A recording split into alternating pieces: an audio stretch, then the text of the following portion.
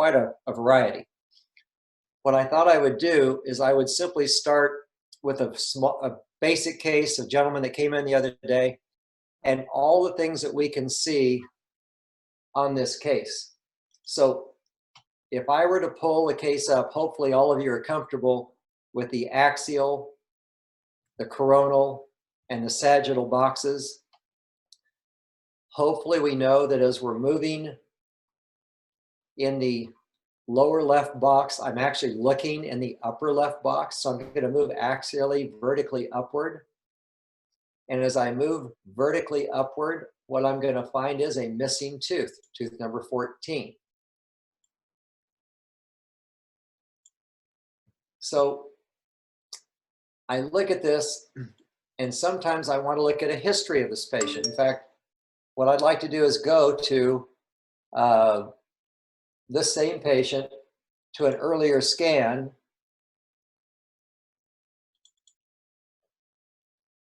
and show you his history. Because I think it's important that we learn to use these as we do any radiograph to get a current and maybe a reading of a previous situation.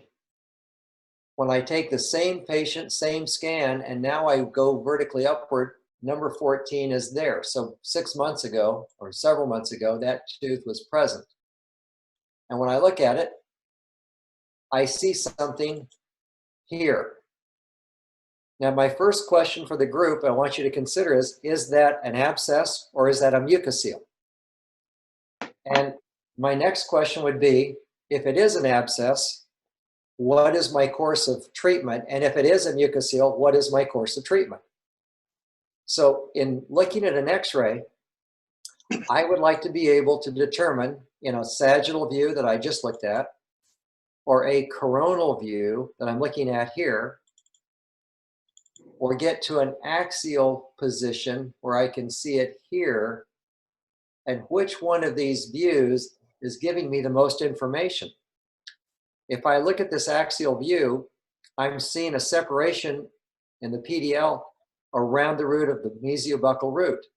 And I'm looking at that going, well, that then would imply, and something on the palatal as well, that that's not just a mucocele.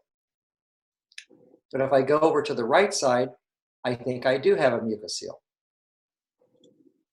So I need to explore it further. So now I'm going to go and look at the roots of the tooth, the mesiobuccal, distobuccal roots of number 14. And the mesiobuccal root is abscessed, the bone is expanded into the sinus, into that fluid buildup in the sinus.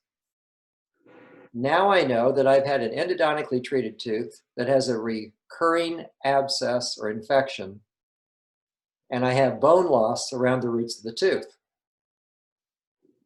Now, if that's the case, I can go into treatment with my patient.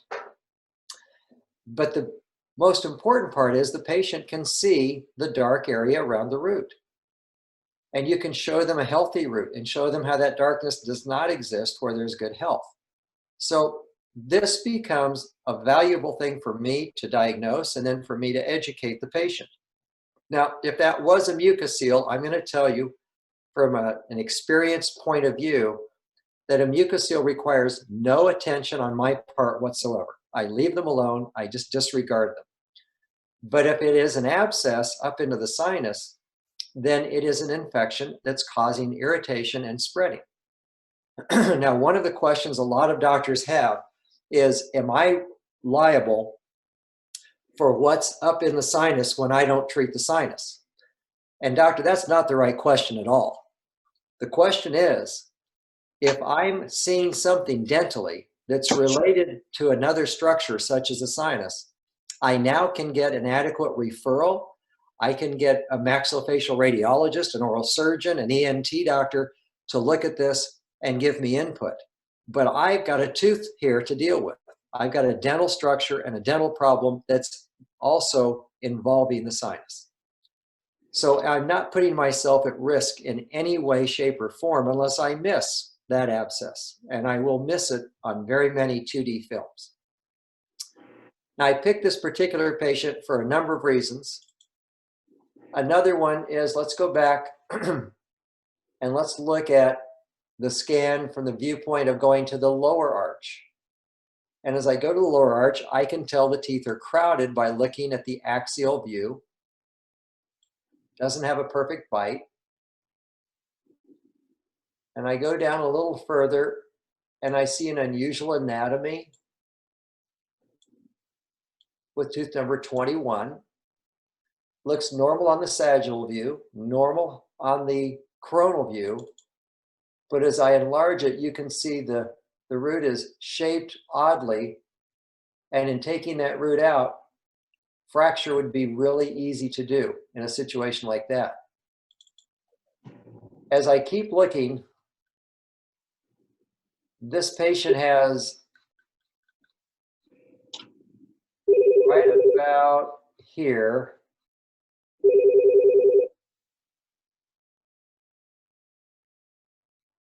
right there. Can everybody see what I'm looking at? Right there. If you look at that, first of all, don't name it. Just describe it. I have a dense cortical plate of bone that is interrupted by a space, a radiolucent area. So I will take my cursor, move it to that area. I will line up as best I can all the axes, and I will look at it here and go, wow, that connects to a larger area. So that's probably a neurovascular bundle or a nutrient canal that connects into the inferior canal. And I'm finding the more of these scans I take, the more situations like this that I see.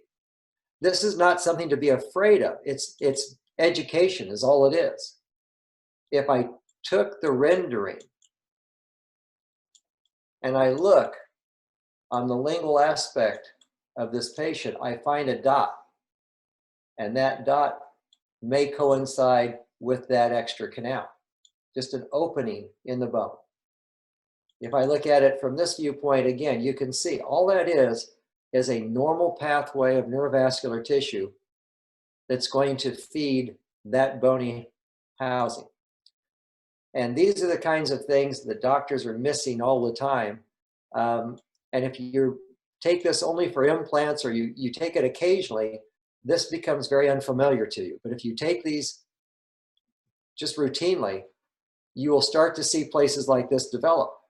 And this is nothing to be afraid of. This is something that I think is opening up an entire world of understanding of the uniqueness of each patient and how anesthetizing one patient versus another, I may take two totally different approaches. Or if I'm having trouble with anesthetic, perhaps I have an answer that I found.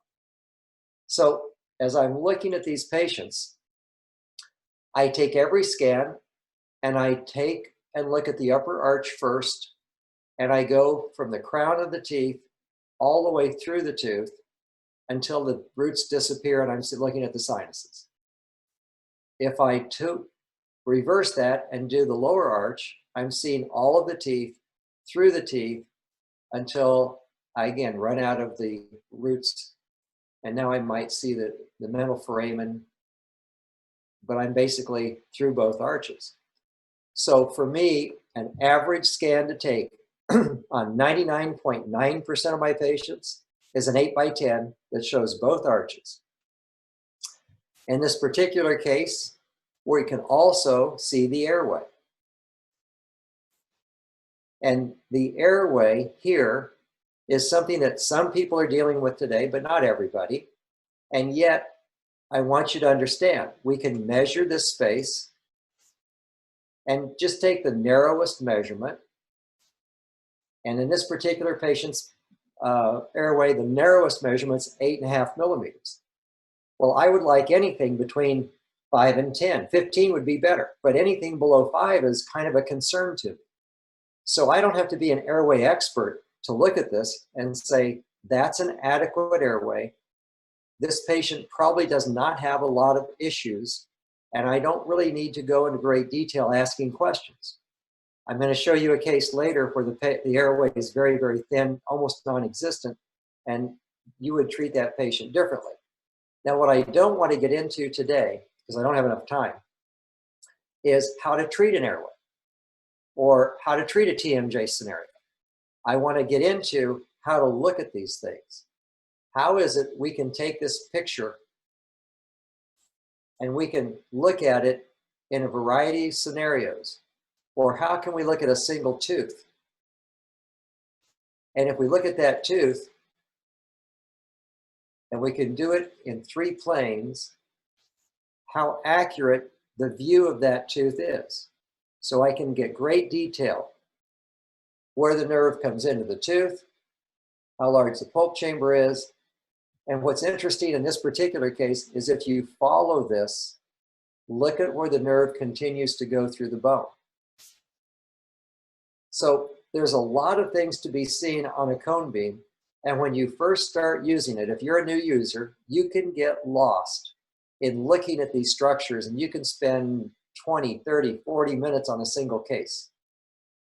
Once you get comfortable, and you've seen a couple of nutrient canals in the mandible that enters in, goes through the bone, and once you've seen that 2 or 3 times, you won't spend any time looking at that because that's just a normal structure.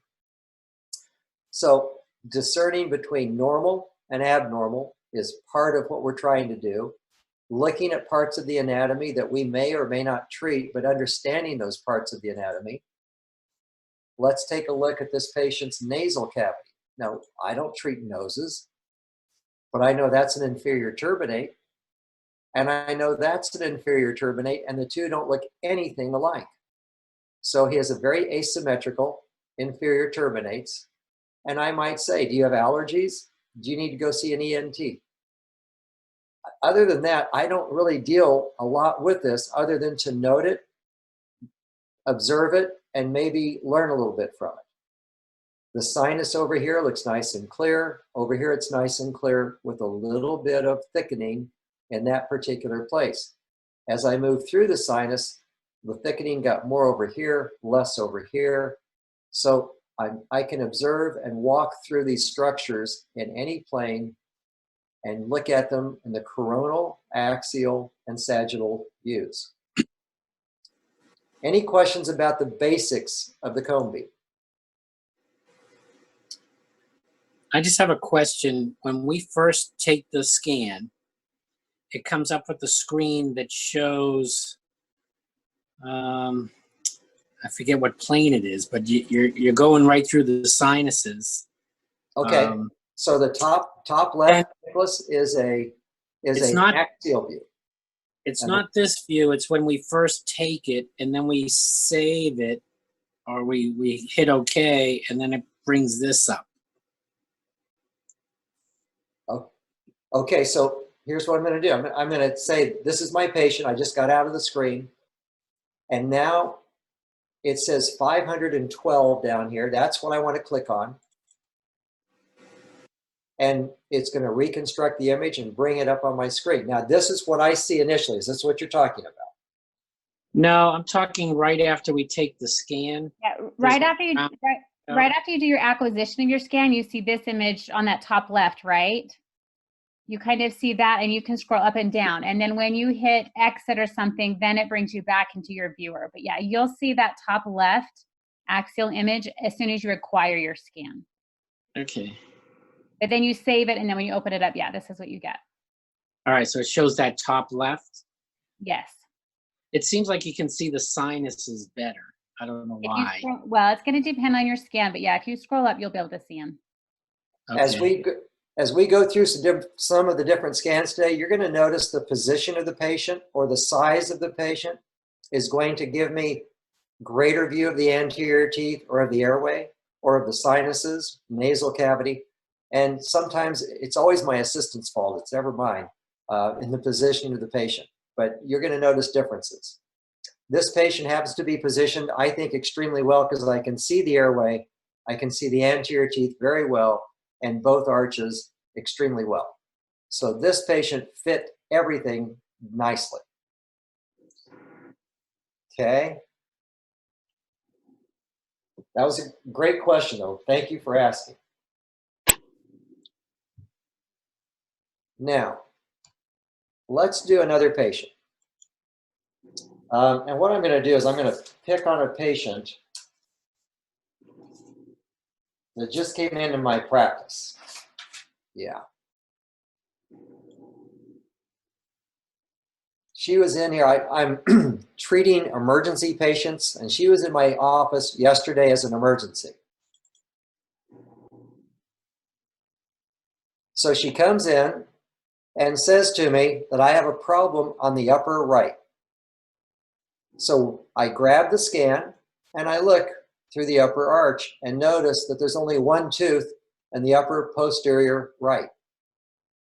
She's missing all of these teeth. Now, we look at these for details. I look at this on the upper right picture, that 3D rendering, and I'll use that at times to just take a quick look and go, yep, she's missing most of her upper right posterior teeth, all of her lower right posterior teeth. She's missing her upper left posterior teeth and most of her lower left posterior teeth. Okay, so we've got a potential here for having some bite collapse, a lot of stress on the anterior teeth, and she says that that tooth is her problem. So I went to that tooth. I align my axis with the long axis of her arch. I align with the tooth itself in both a buccolingual and mesiodistal direction. And then I'll pick a picture like this one and I'll double click on it and I will walk through the picture. And as I'm looking for anything that looks like periapical pathology or a break in the surface of the tooth that shows caries. There's no stress on this tooth. She doesn't chew on it at all. And as I'm looking at this tooth, I'm going, you know, that doesn't look very even right there. So I'm going to actually walk up the tooth. I'm going to say, okay, let's walk up the tooth till we get to the crown. And now I can see the enamel. And I didn't see any problem there either. So finally, let's walk across the tooth. And all I see is like a second layer here. And you know what she had? She had a layer of calculus so thick that the gum tissue was irritated up in this area. So the cone beam said there's nothing wrong with the tooth, and I flicked off the calculus, and that was better. Now, here's the beauty of a cone beam. As I'm doing that, I'm looking at the other teeth. I'm not looking at one tooth when I take a cone beam, I'm looking at the whole mouth. So I know that if I move my cursor to the lower left, I'm picking up on a break in the enamel and a carious lesion on that tooth on the lower left.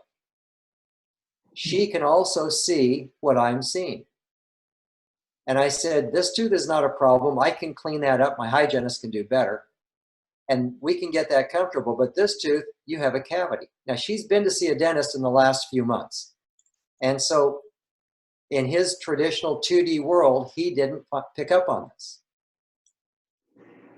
Now, are we done? No. I want to look at the lower teeth. And it's funny because she has two layers of bone down here. One layer disappears. So it goes away and then it comes back. And what that really means is she has a layer of tartar down here as well. So the lower teeth look pretty good as well. Now, let's go to the upper teeth. See, I'm doing all this in a matter of just a very short period of time. And on the upper teeth, that's a lot of metal. This is a PFM bridge joining 6 to 11. I can tell that tooth number 7 and tooth number 11 have had endodontics. 8 and 9 are pontics. And I just scroll gently through, making sure that the bridge is okay, and something came to my vision. So I go to what came into my vision, and I say, tooth number 7 does not look like it's doing real well. Can you see the abscess? And she says, well, yes, I can. And I explain to her what an abscess is. And the way I do it is I say, the sinus is clear and there's nothing in it but air, so it's very dark. A filling is very white because it's very dense. Bone has got kind of speckly looks because it's somewhat dense, but it has some light and dark values. But around a tooth, it should look like the bone. And this doesn't. It looks dark like the sinus. It's hollow. There's an infection hollowing out your bone. Now, she didn't say, well, I don't feel it. She says, well, how come it doesn't hurt? And I said, you know, I can't explain all the reasons why they don't, but I would say about 30 to 40% of all lesions I find are unknown to the patient. But that tooth is one of 4 supports for a 6-unit bridge. Now, she doesn't like her bridge, and she's chipped it a couple of times, and now we're going to lose one of the teeth supporting that bridge. And that led to a discussion of how to therapeutically replace teeth and possibly replace a bridge. Now, some of you are implant dentists and some of you aren't. And what I would say is, as an implant dentist, my first goal was to figure out how to put an implant in for number 7 and possibly one in the number 9 area. And if I could do that, and I measure the bone in the number 9 area, I need to know how tall the bone is. It's 13, so I can put an implant into that space, and I need to know approximate width, and it's 4 millimeters. I can put an implant into that area. So I'm thinking an implant into the 7 and 9 area and a 3-unit bridge, and then individual crowns back here. And now I've created, I think, a stronger scenario for going forward. So it's a diagnostic tool, a patient education tool, a treatment planning tool, and then finally, if I wanted to, I could show her by virtually placing the implant.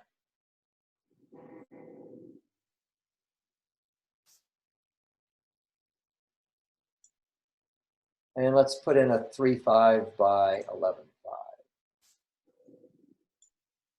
And if I wanted to see the bone, I can even do what we call an outline mode.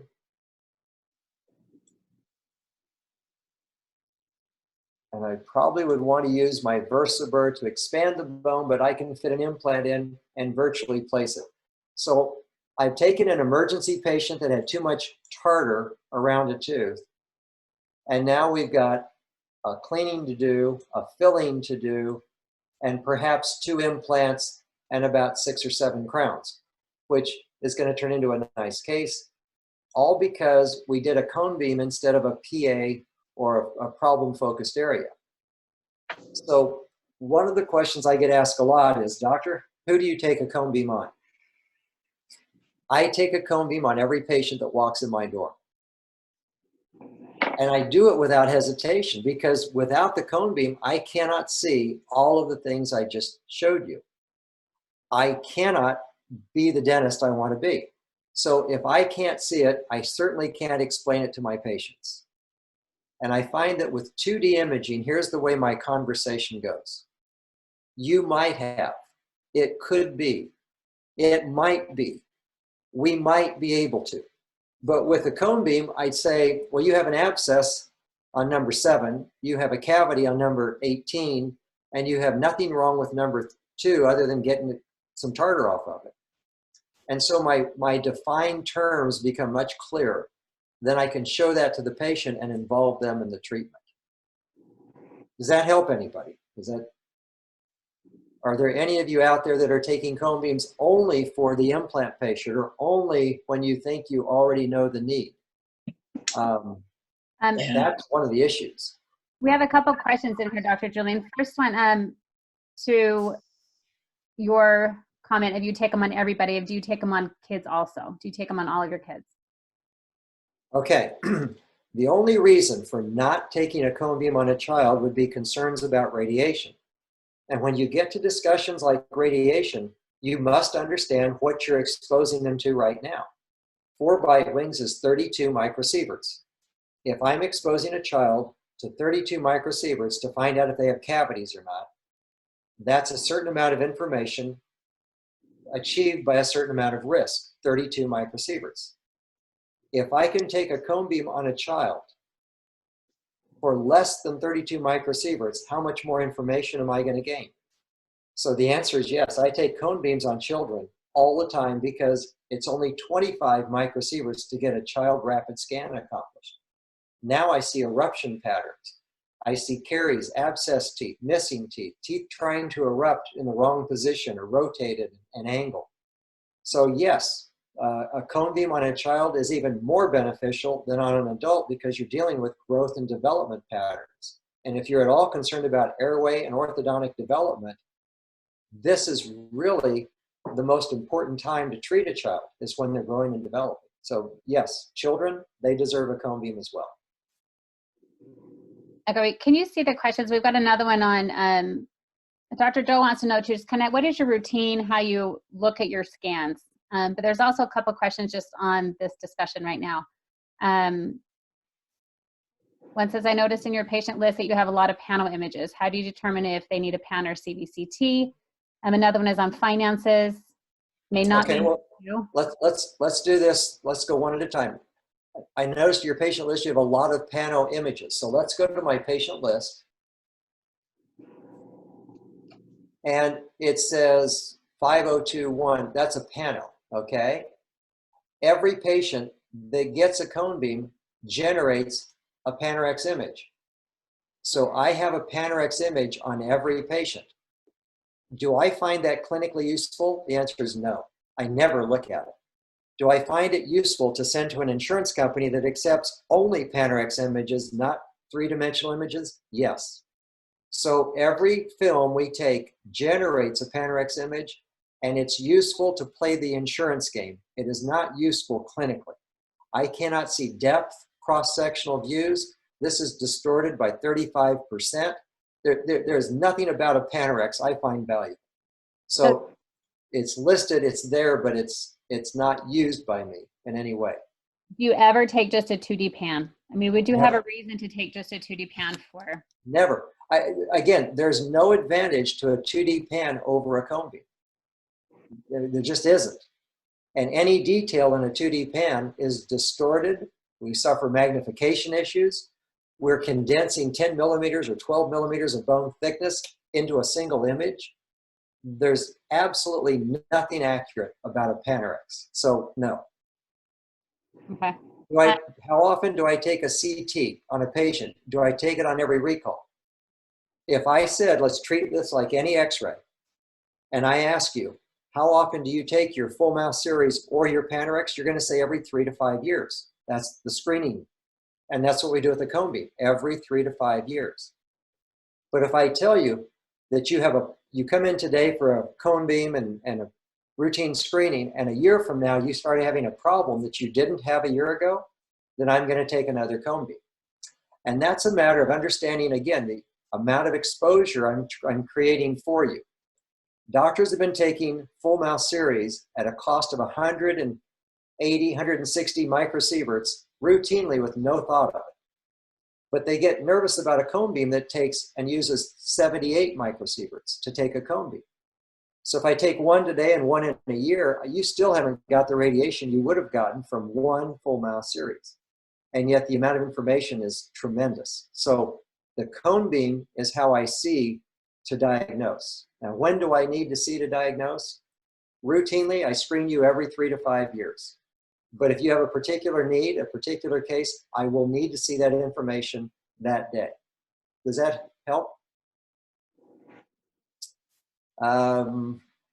So we answer the children. And what do I routinely go over when I'm reviewing the CBCT with the patient? So learning clinical dentistry is important. Communicating with patients is important. And you can develop better communication skills if you have good relationships with your patients. So Mr. Smith comes in, I take a cone beam and say, hey, Bill, you've got nothing wrong. Everything's good and you're healthy. Now, one, I know he's healthy because I saw everything. Two, he trusts me. I don't need to go over anything on the cone beam with him. So on some patients, they never get a review of the cone beam. On other patients, they are very they're a personality type that you need to show them every detail. And I might spend 10 to 15 minutes going over that patient's cone beam with that patient. It depends on how many things we have. I'm going to show you one. This guy was in just the other day, and I think that question really relates to him.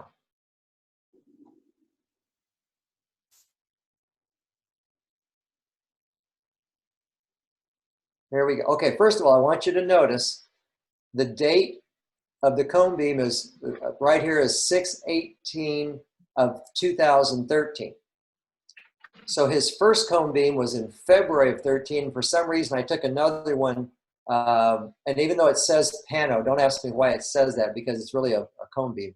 Okay, and I'll show you. It says Pano, and I pull it up, and there's my cone beam image. So when somebody said they saw a lot of Panorexes, well, that's why.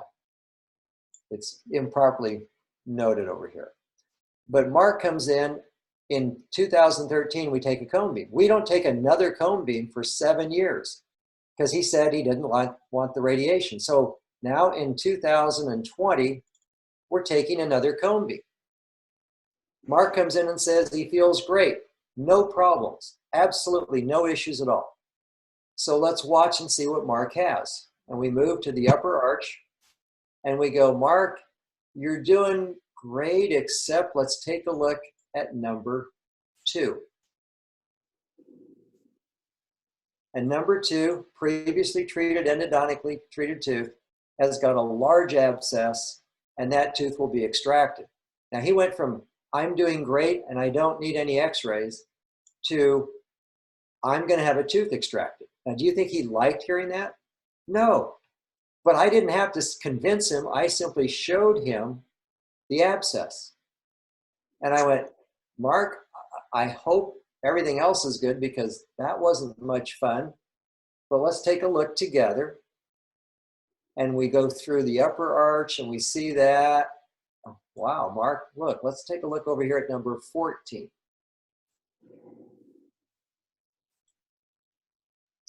And I point out, again, the darkness. Previously treated endo, darkness. Darkness means an abscess. And he said, well, will that tooth have to be extracted? I said, well, it's up to you whether you want to go and have an endodontist retreat it or whether you want to extract it. But he's had some implants done already, so extraction will probably be the way to go. Now remember, I said I've done the upper arch, so let's do the lower arch. And I go down to the lower arch, and I look, and I say, well, Mark, things are, well, what's going on over here? Let's take a quick look.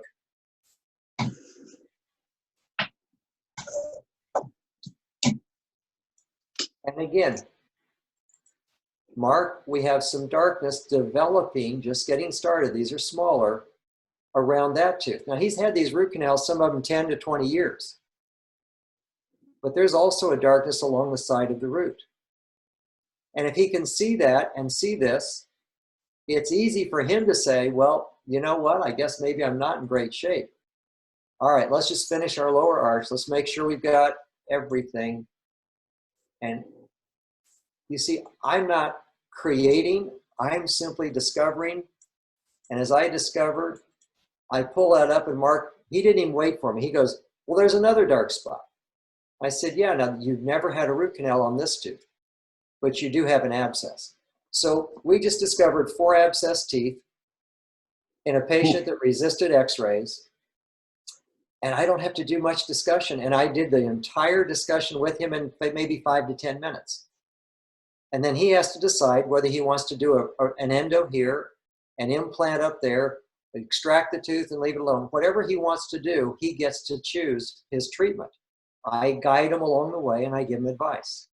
But I really think the value here is for this patient, I spent a little more time because he had 4 problems. If somebody has 1 problem, we go right to it. If they have no problems, we don't spend very much time at all.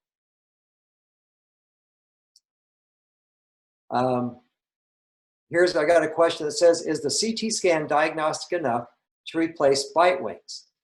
And the answer is not entirely. because a CT scan will tend to be distorted by things called anything that's metallic or very radiopaque. So where you have something radiopaque, it can distort the image next to it. Now I'm going to pick a mark because we just took this scan not too long ago, and I'm going to show you that right here, it looks like he might have a break in the enamel starting. So what I'm going to do is I'm going to go right to that area, and I'm going to look here, and as an audience, hopefully you all can see a little darkness right there. I might miss that in a bite wing and pick it up on a cone beam. So if I don't have too much cone beam hardening, that's what these little lines are called, then I can actually see caries as accurately or more accurately on a cone beam than a bite wing. If I have too much cone beam hardening, too much metallic surfaces, then I cannot see as well as a bite wing. So it depends on the patient and what you have available. Am I seeing all the questions? Let's see. Yeah, I think you're good. Okay. These are good questions, by the way. And how do you charge it? So How do you charge patients? What does that look like in your office? So here's human behavior. I love human behavior. Every dentist I've ever talked to, when we talk about cone beams, asks one question: how much does it cost? Every dentist. And what I find is they don't ask the right question. What will it do? So if I've got a cone beam that will find 4 teeth on a patient who doesn't think he has anything wrong, and will convince him to do something with all 4 teeth, or a patient walks in and has one problem and we wind up doing 4 different teeth, how valuable is that device to me? Because every time I see a patient, I'm multiplying the amount of dentistry that I do.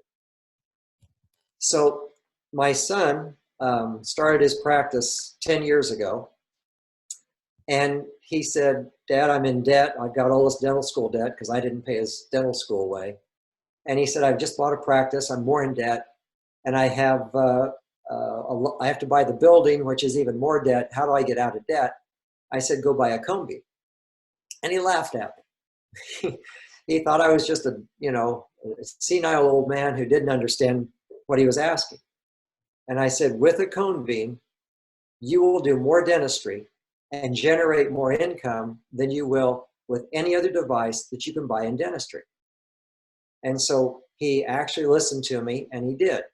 And his first year out of school, he took a practice that he purchased from 2 doctors, and not knowing very much, with a little mentoring, he doubled the practice in his first year.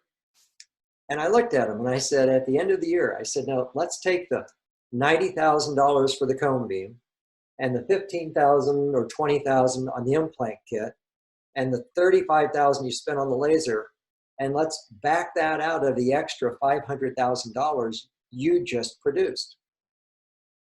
Did you make any money? Did you pay for all of those devices the first year?" And he said, "Yeah." I said, "Well, guess what happens in year 2? It's all profit." I said, "You're still going to generate the income, but now you don't have to pay for all the devices." So my goal is for every doctor to have a cone beam, and your goal is to make money with it. I understand that, and to be a better dentist. But I know that patients have barriers, and one of the barriers is radiation, and we've already talked about that, and the other barrier is cost. So I take the fee for a Panorex, which for most doctors, if I said $100, it might be $20 more or less, but $100 is a Panorex fee. And that's what I charge for a cone beam. Unless the patient comes in and says, "But doc, I just had a Panorex taken 6 months ago or 2 weeks ago, and my insurance won't pay for it twice." I say, fine, then I take it for free. So anytime I feel like the patient can't afford it or is discouraged by the cost of it, I take it for free. And what I find is patients will then get the dental work done because they can become educated to the point of seeing their own needs, and they participate more in buying into treatment. So I charge as little as possible, and yet it seems to work. Now, I have 3,000 patients, so let's do a little bit of math. I charge $100 for, oh, let's say 50% of those, because it's their first time through. So I make $150,000 on my first year. Next year, a third of those patients, about 1,000, are going to get a cone beam taken for a routine exam every 3 to 5 years, and that's $100 times 1,000. So I'm going to make another $100,000 next year. And every year thereafter, as long as a third of my patients come in and get one taken. So the cone beam itself is going to pay for itself easily any given year. But it will really pay for itself generating more dentistry than it will be by simply taking scans. So keep the cost low, keep it reasonable, and just take a lot of them and do a lot of diagnosing. That's my best advice there. That was a good question. Do you see that question about, is that an MO on the molar next to the DO you just showed, or is that distortion because of that crown? Is that an MO on the molar next to the DO you just showed on the, okay, or distortion? Let's go back to it.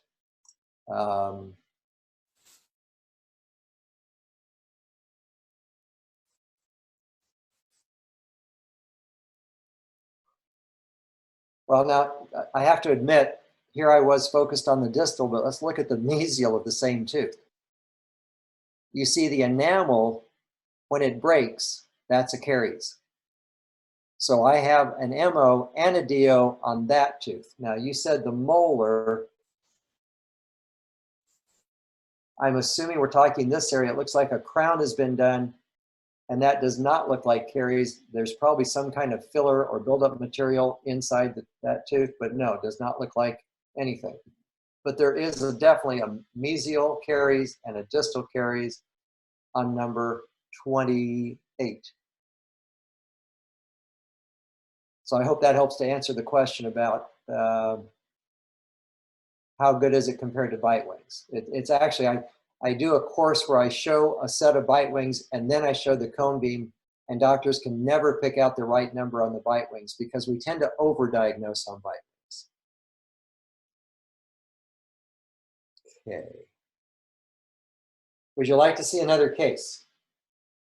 Let's do another case. Yeah, let's just go through a couple more cases. Like, how do you read them? What is your routine? Like on a new patient, how do you look at that? What does that conversation look like? And what I'd like to do is include as much understanding of clinical dentistry as possible. Is it Wayne? No, that's the wrong one. I'm sorry. Let's go back. William, not Wayne.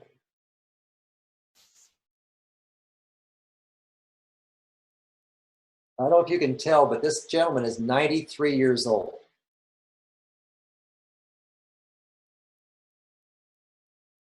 So at what age do we start taking cone beams? Well, as soon as we can. And at what age do we quit taking them? Never. As we look at this image, and in fact, now we'll just look at the image. You can see that he's excessively worn his teeth. If you look at his airway, it's almost closed off. So at 93, we have vertical overclosure due to worn teeth and loss of posterior support. We have airway that's very compromised. So in this case, I asked the patient, in fact, the patient and his daughter, does he have trouble sleeping at night? Does he snore a lot? And she says he has trouble breathing when he eats. He coughs and gags a lot. So we said, what would you like to do? And to be honest, I don't sit here and condemn this patient to an upper and lower denture. I just ask, what would you like to do? And she said, well, we'd like to save teeth if we could. And I looked and I found, well, there's no reason I can't save most of them. Number 10 is broken off, previously had an endo, and therefore it's not really a good candidate to save. But other than 10, I can probably restore most of his teeth. Now, that gives him to a first or second bicuspid occlusion. If I really wanted to open his bite and support it, I might want to go to a first molar occlusion. Does he have enough bone to do that? And the answer is yes. He's got enough bone for an implant. And I looked on both sides. And I said, if I go and try to do implants in this patient, can it be done? And the answer is yes, it can be done. Let's look at the lower. Again, we look at the lower teeth that have caries. And then we look at some of the teeth broken off to the gum line, like number 28, and that's not going to be saved. But can I put implants in back here? All I need is enough bone. And if I've got 8 to 10 millimeters, there's almost 10, I can put an implant in down there. So as I looked at this patient, even though he's 93 years old, he's a candidate to restore teeth and replace teeth. And we had a discussion, and we have now placed 8 or 9 implants and done several crowns. He's in temporaries. We've opened his bite. His airway's improved. And they're very happy with the treatment. At 93, I have no idea if we need this for 1 year, 5 years, 10 years.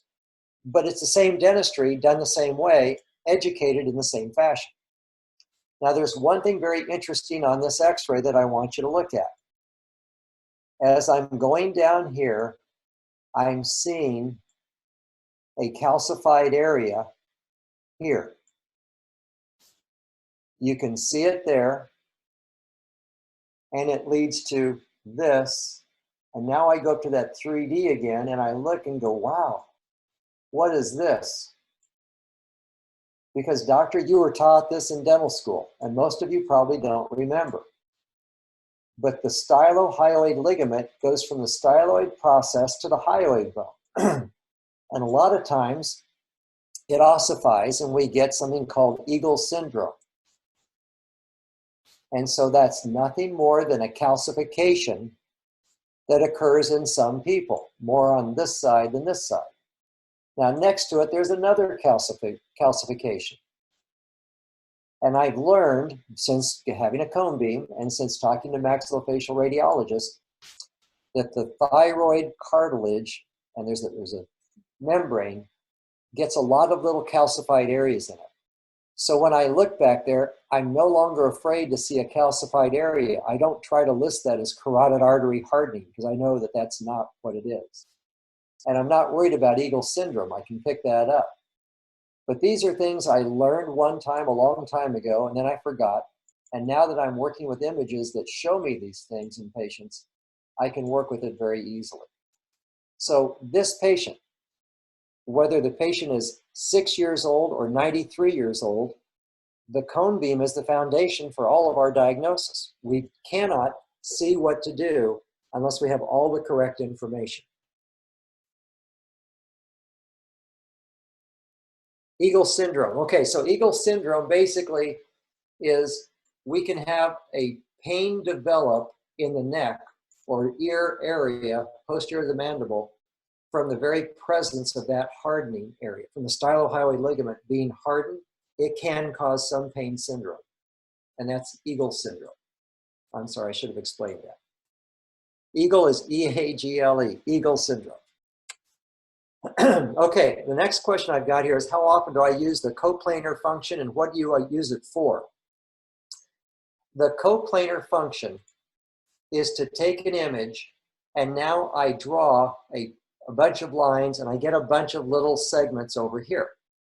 It is, the reason for it is because when cone beams first came out, that's all they did was they mapped out and then they had segments they read from. You've got to understand my personality. I will do the fewest possible steps I possibly can. And doing a coplanar reconstruction is a step I don't need to do. I would rather go to any tooth in any segment, and rather than go to the coplanar segment I've created, I just go and create my own segment that I can then infinitely go by 1/2 millimeter, 1/4 millimeter, scroll through and see everything the coplanar segment would have shown me without doing all the work to do it. So I never use a coplanar function, okay? Now there are people out there that love computers. They love playing on them, and they might find it interesting to do coplanar reconstruction. I find it just simply a time waster. So I tend not to use it. But that's a very good question. Can I ask, I'll answer that just a little bit too. Most people, the periodontists and endos will use that feature. If they want to look at, 10 slices side by side, that's when they'll use it if they're placing an implant. But it's more periodontists and endos that will use it. But that's really about it. But what can I not see in that slice right there? I agree with you. It's just what they're used to seeing. A lot of them are. Yeah, and a lot of it's tradition.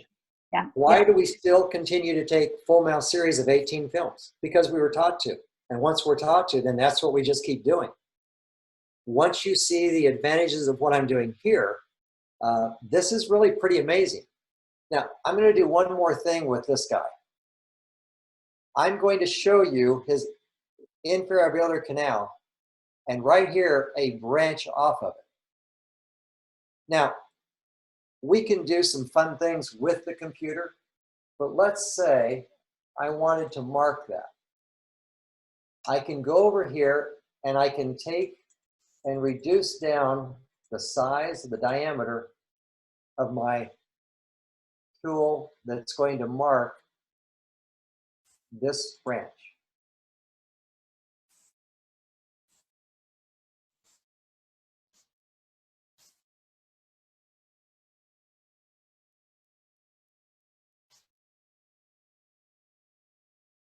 And I can keep following that up. And what I just did is I just drew in one of his branches off the inferior alveolar canal. I can draw in the canal. Now, this is where it's kind of cool because now on the rendering, I can remove the bone, and there it is. That's what I just drew in. He happens to have quite a few secondary canals, neurovascular bundle areas. And I had a fun time drawing some of these in, which I don't have time to do in this setting. But that's the kind of thing you can do.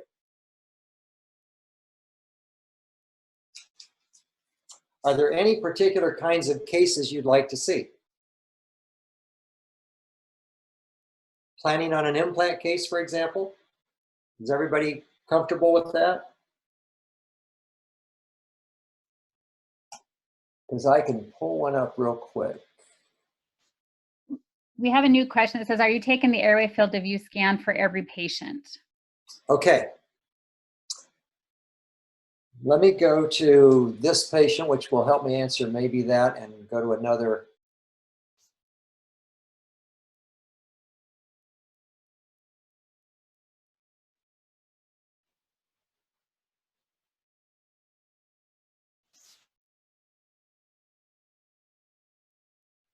Oh, this one or his wife? I believe. All right, real quickly, I'm gonna switch scans in a second, but let's look at the scan over here where the airway is. This gentleman has a large airway down here, but small up here. And so what we have is a soft palate area that really extends in him. Now let's look at his wife. They both came in December. I just happen to remember these two. Now let's look at hers. Wow, hers is smaller than his. And you're going to look at it here in the narrowest part, and then you're going to look at it here in a cross-sectional view. The cross-sectional view will change as I move up and down. So every patient I take, I see the airway. If I see the airway and it measures less than 5, this one's going to be about 2 or 3. I'm going to have a conversation with that patient where I say, you know, Mrs. Spiros, you actually have kind of a small airway. This picture, and for you doctors, this picture is only a moment in time. This is not a defined definition of what an airway is. But at a moment in time, that airway looks kind of small. Now that leads to a discussion of, do you snore? Because that's another moment in time. If they have a consistent snoring issue, then I might suggest they go get a sleep apnea test, or that it's a subject they might explore. And if they're willing to, they might go see a physician. And if they want a snore appliance made, I can go into different areas of treatment, but the discussion begins with, I can see that airway is small. As you look at 100 or a 200 or 3,000 airways, you'll be able to tell, small, I need to have a discussion. Large, I don't really need that discussion with this patient. And so I have cases where I talk to patients about airway issues and sleep studies, and cases where I don't. But again, by taking this view, I see everybody's airway, and therefore, once I see something, I can then have a discussion or choose not to have a discussion. Does PreXion software come with different implant systems integrated? Stefan, I'll let you answer that. So we do have the majority of implants, STLs in the software. If you guys don't have any on your computer, you just need to call our support team and they can add those in there. There's very few that we don't have. We do have now, not necessarily implant system, but for those of you guys that are using Blue Sky, we do have a direct integration with that, to where you just go to the patient's name, right click on the patient's name, and there's a Blue Sky link that will open your DICOMs in Blue Sky already, if that's where you're planning your implants, or if you are creating your guides or anything in there. So we do have that direct integration into Blue Sky with your implants. As far as implant systems integrated, does that answer your question? Well, okay, let me just, if I'm going to do this, I'm going to pull down for this patient, I'm going to say I want to do an implant, and I'm going to pull down a file folder. Now that file folder, in this case, I've got a product megagen listed. I can take that off, update my list, and now I have Implant Direct, I have Astra, Glidewell, OsteoReady, Implant Direct, Intralock, Keystone. So you can put as many implants as you want, or just the system that you're dealing with, which I find a lot easier to scroll through. So yes, you can have any system put in there, or a system that's similar to yours if yours is not one of the mainstream ones. And Brajesh, hello. I can't believe you're on this. Brajesh is a friend of mine from India.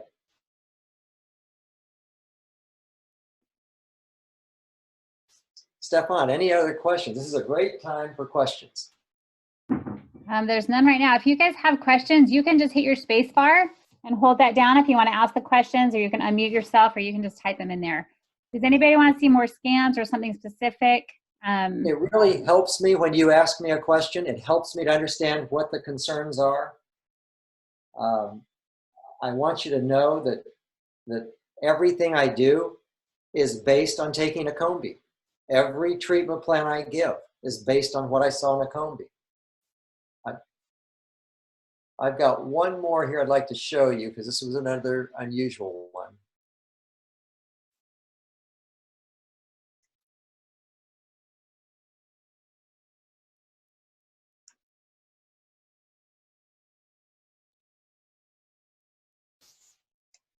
And this was an 11-year-old child referred to me because we had a problem that the pedodontist didn't quite know what to do with, and we're going to get an orthodontist involved. So what you see is tooth number 31 in an 11-year-old child that has no pulp chamber at all. And this is not a cavity. This is a break in the enamel. It's broken down here and it's broken up here because there's no integrity left. The nerve pulp chamber has simply engulfed the entire enamel crown. Now this tooth is not salvageable. It's going to be lost. So here's what I did. I used the cone beam not just to diagnose, but to measure. Because I've got a 10.5 millimeter tooth here. Now I'm going to go back to the third molar and measure. And I've got a 10 millimeter tooth here. If I could take this tooth and move it into this position, it's within 1/2 to 3/4 of a millimeter of the correct size.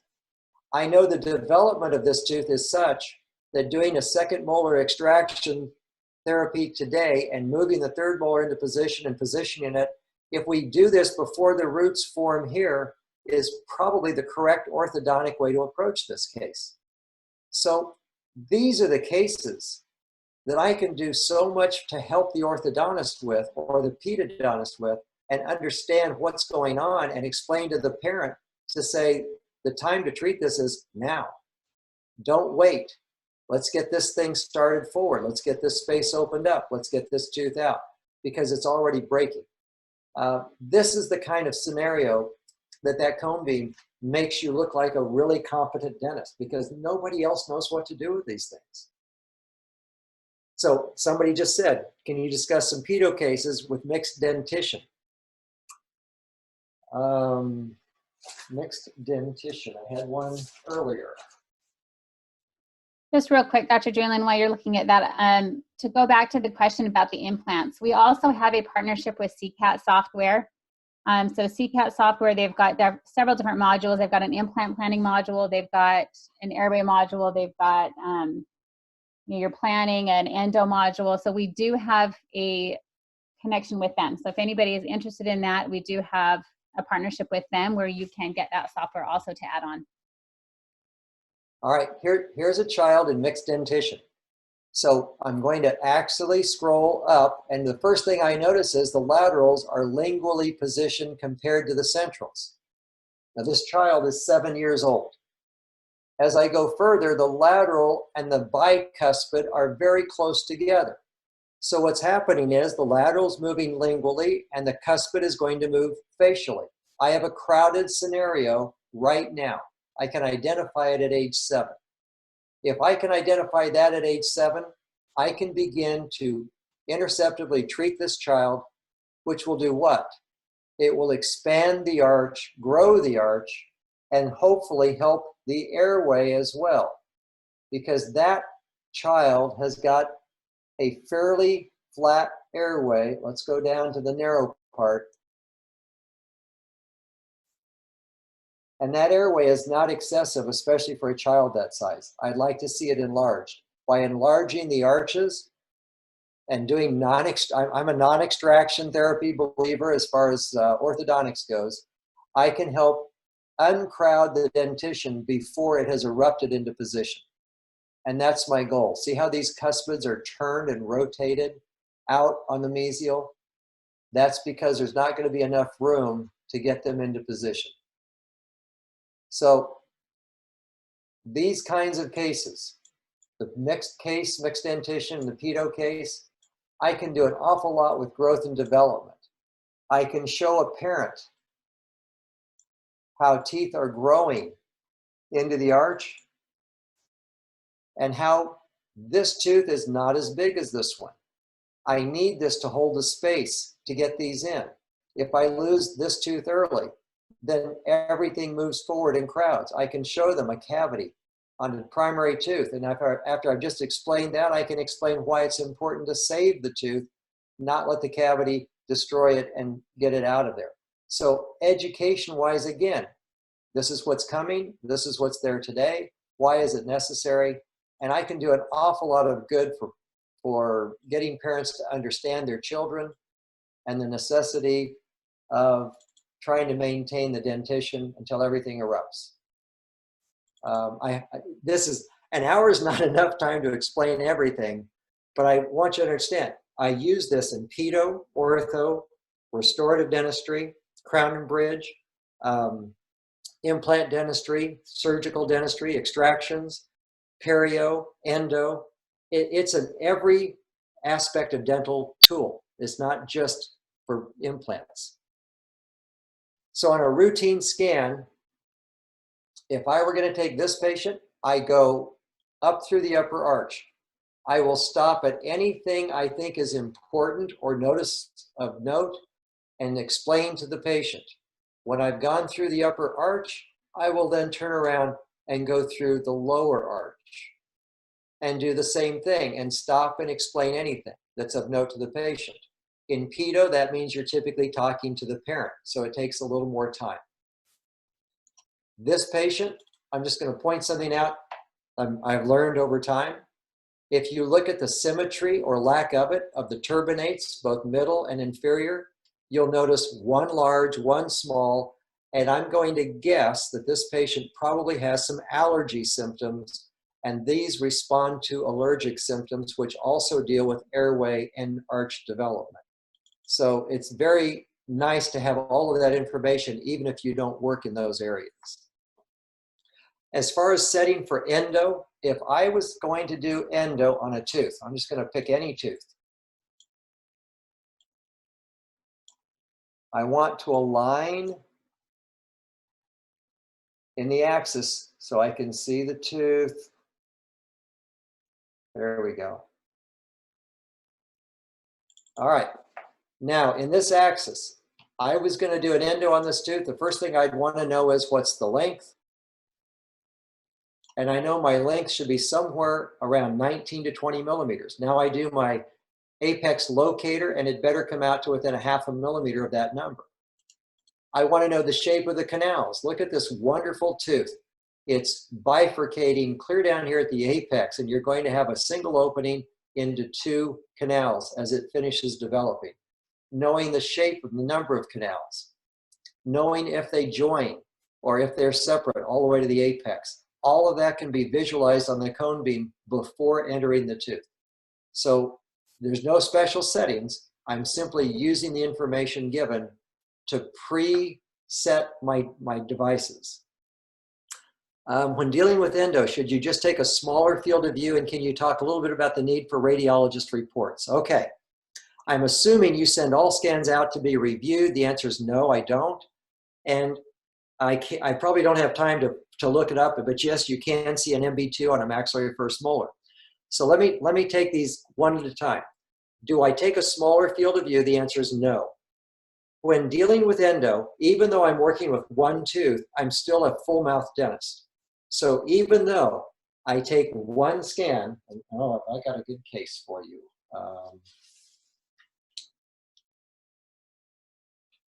I've got a case I'm going to pull up here as I'm talking. Here we go. Got it. I'm going to show you the fallacy of endo, of trying to be focused on one tooth.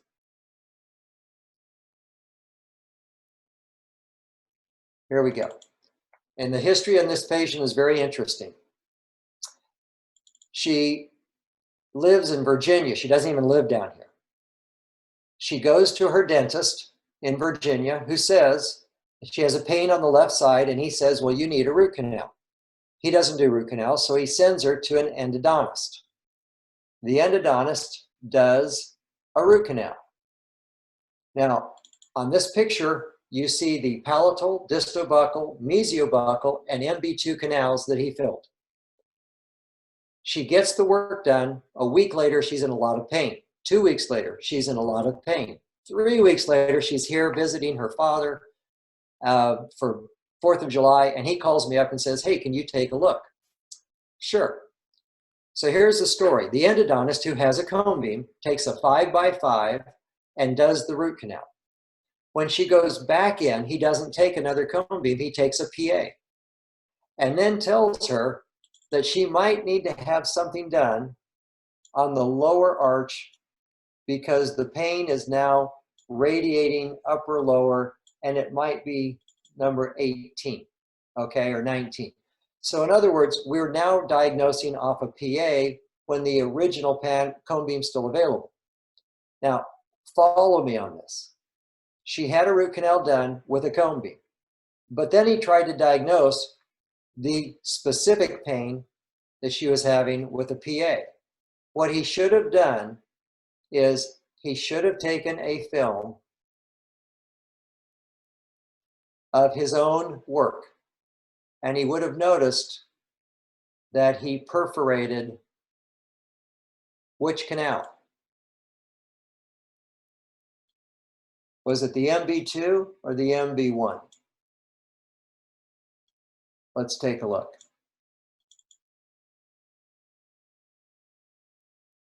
It was the MB1, the MB2. See that? He's in the canal here, and he's losing it, and it's out here. So we have a perforation of the MB2 canal. And even though we found it, somehow we made a mistake.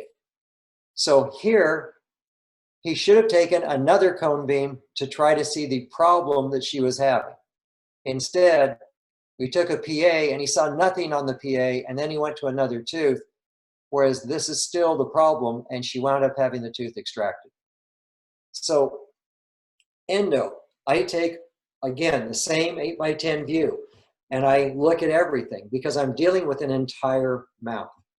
Now, why don't I send every scan out to be reviewed by a maxillofacial radiologist? And there's two answers to that question. One is there are not enough maxillofacial radiologists to handle all of our questions. Two, I don't send my bite wings out. I don't send my full mouth series out. I don't send my Panorex out. Why would I send my cone beam out? I can read this x-ray. And if I come up with something like Eagle syndrome, and I don't know what that is the first time I see it, I'll send that to a maxillofacial radiologist. If I see something that I'm not familiar with, I will send it to a mentor, typically somebody I know that has a lot of experience. If he doesn't know, then we will send it to a maxillofacial radiologist, and they will always have an answer. But I don't want to burden them with common things and things that are not necessary to burden them with. And as I get better with my scans, I don't need to send it out. I've sent 2 out in the last 6 months, and I take scans every day. So percentage-wise, I probably send less than 0.5% of my scans out. Here in Florida, let's see, I'm assuming you send all scans out to be reviewed. Here in Florida, we do. Again, it's ridiculous to do it because, one, we will overburden. Right now, there's so few dentists that have a cone beam, and as we gain ground and more dentists have one, if we start sending everything out, it's unnecessary, and basically it's consuming their time when there are more important things for them to do. You can read a radiograph. If you see something you don't understand, that's when you send it out. How are we doing on time, Stefan? Are we doing okay? I mean, we're good as long as people want to stay and read scans. It's up to you. Okay, and I'm happy to sit here and do more. You want to go over a couple more scans, like the doctor asked, just methodically go through the scan. What does that look like with your patient? Also, real quick, I just wanted to let you guys know that we do have several other webinars that will be coming out throughout the next couple weeks, just on lots of different topics. So pay attention to your emails. There are a couple of Facebook groups. We do have our PreXion Facebook group. We have a PreXion users Facebook group also, where doctors like to share scans and different things like that, and we'll post some stuff on there. So if you guys want to go join that. And also there is the YouTube channel, and that link is on the PreXion page. So there's a YouTube channel that's got on how to read your scans, how to look at the software, how to take scans. So if you guys have new team members that are, still learning how to take the scans, there are videos that our trainers have done an amazing job with that go through how to take each individual scan. And then Tony has done an awesome job with all the videos on tutorials on the software. So if you guys haven't had a chance, go log into there and join the Facebook groups. But keep an eye out for emails. We do have some other emails coming out with airway, ROI, just different things like that. So if you guys have any questions, you want something specific, please reach out to us. Once again, our trainers are available. We're all available if you guys want to do Zoom meetings to go over software and spend a little more time with that. So just wanted to plug that, but go ahead, Dr. Julian. Okay, so what I did is I pulled up a patient's Panorex. This is what we're all comfortable with. We all kind of look at, and I just want you to note, what do you see here? Can anybody tell me definitively what's right or wrong with this patient, because it's too much information in a format that I can't dissect. That's the problem with it. If I take that same patient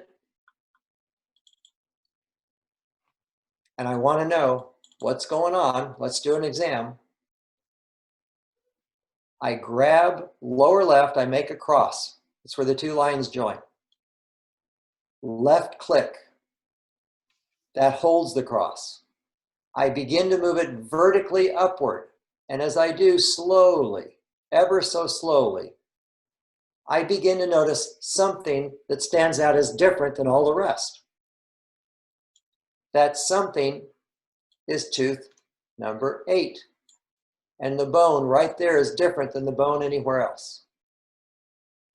So I go to number 8. I look at number 8. Did anybody see that in the Panorex? It's huge. It's a significant problem. History of trauma.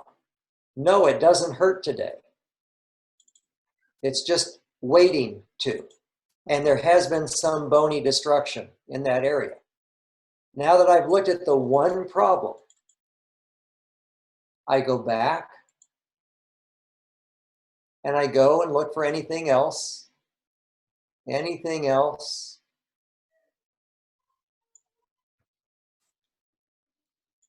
I think there's a caries right there. So my eyes are simply scanning all of the teeth in the upper arch as I go through.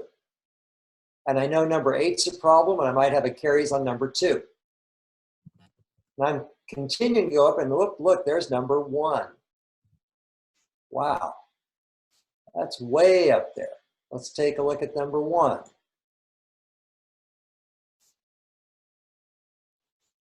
That tooth is really impacted. Do I need to worry about it? Probably not, hopefully not. If I don't have to worry about it, I can leave that thing alone. But at least I know it's there and the patient knows it's there. We have a discussion about that. And then I go back, reset, and go now to the lower arch. And slowly again. Now sometimes on the lower arch, I'm going to tip this just a little bit because the arch is tipped. Yeah, now I can see all the teeth at one time. Something caught my eye right there.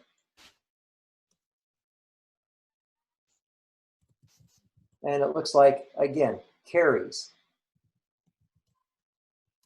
See that? How deep? Not too bad. Doesn't threaten the pulp chamber, not yet. Let's go back, tip it again.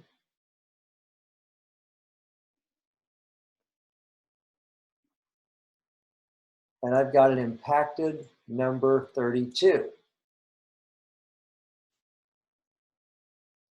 And I line up with the tooth. So I'm just practicing lining up my axes with the tooth. And I enlarge that, and I look and I say, anything wrong with that tooth other than it's laying there at an odd angle? Not really, except it's almost touching here. So eventually I see a problem developing.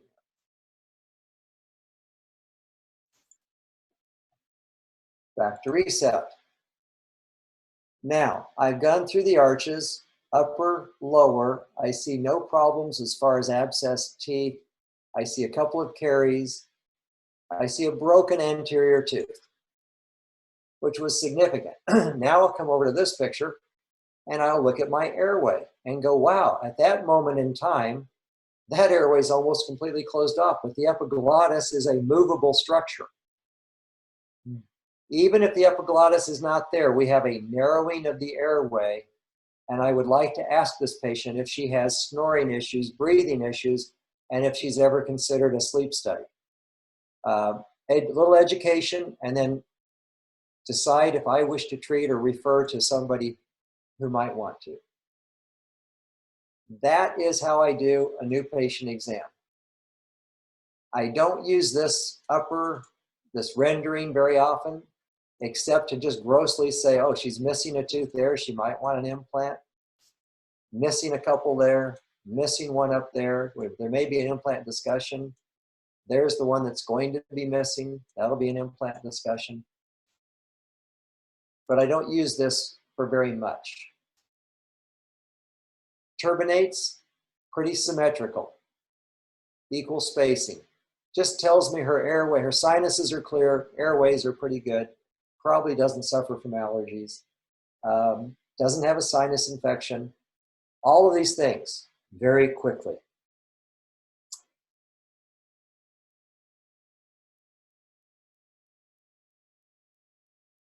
So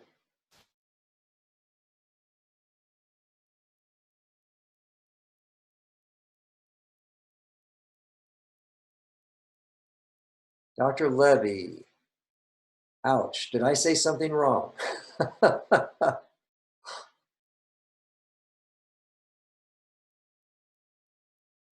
I hope I've answered most questions. Number 8 was it's pretty bad. So number 8 was what's the ouch comment? Oh, okay. The ouch comment was about number 8. Yeah. But what's amazing? Yeah, it's nasty. It's crazy. What's truly amazing is these people come in with these things and they don't hurt. Absolutely. Yeah. It's insane. It's insane what you can see. And when I'm talking to doctors who don't own a cone beam, I will tell them, I'm going to guess based on 12 years of experience doing cone beams, that approximately 30 to 40% of all of these things that we find are not evident to the patient. They're not having symptoms. And so we're going to find so much dentistry to discuss. It takes care of the problem of getting more patients. You don't need lots of new patients. All you need is to be thorough and complete with every patient that we see. And we can slow down, do more dentistry, do better dentistry because we're seeing everything that that patient has.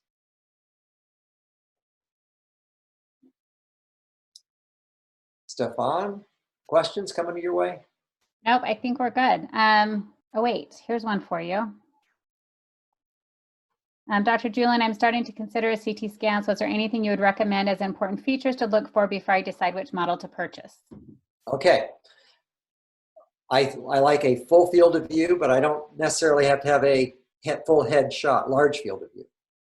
I think you need to look at quality of image, and I think PreXion's got the best or the equivalent quality of image to anyone out there. Software is very important because the software determines how easy it is and how intuitive it is to use this. And for anyone who owns a PreXion, I think their software is probably one of the easiest out there.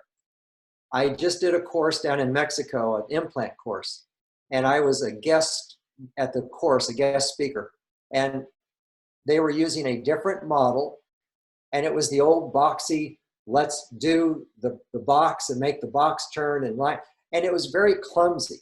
Now, they thought it was great, but to me, it was just very old school and very clumsy. It's kind of like that coplanar reconstruction question. It's very old school. So we don't need to do that. I want to see everything quickly. I want to get to a site quickly. I want to understand it. And the best image quality is based on a lot of factors: number of slices, focal spot size, the time it takes to reconstruct an image, is how you operate in your practice, how quickly you can get to an image to talk to a patient. All of these things are good questions. And for that, I would really recommend you speak to your representative. When I went out looking for a cone beam, the first thing most representatives told me was the price. Hey, doc, we've got a great price on this.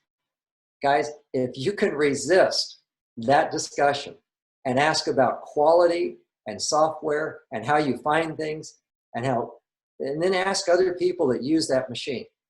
That's really determining because you're going to spend too much money no matter which machine you buy.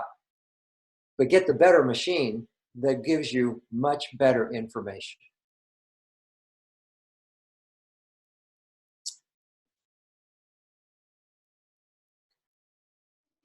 I have a lot of people asking about, is this Zoom being recorded? So yes, it's being recorded. And as soon as we figure out where we're going to put that, we'll let you guys know.